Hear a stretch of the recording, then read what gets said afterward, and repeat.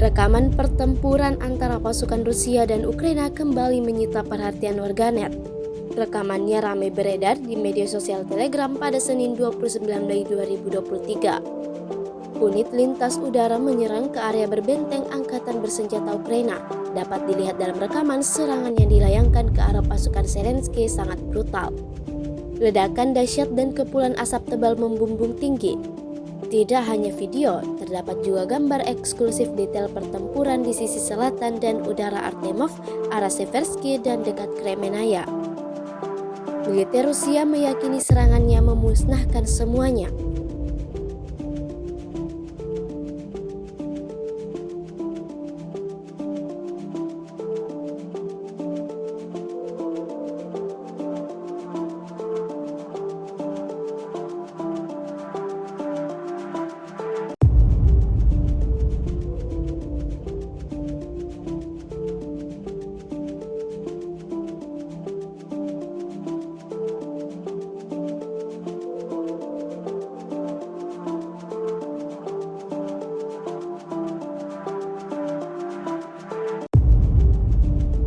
Rusia melaporkan secara total 429 pesawat Ukraina, 235 helikopter, 4.357 UAV, 424 sistem rudal anti pesawat dieliminir sejak awal operasi khusus.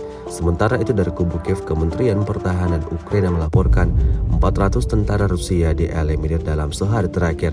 Total 206.600 prajurit Federasi Rusia meninggal sejak awal konflik hingga hari ke-459.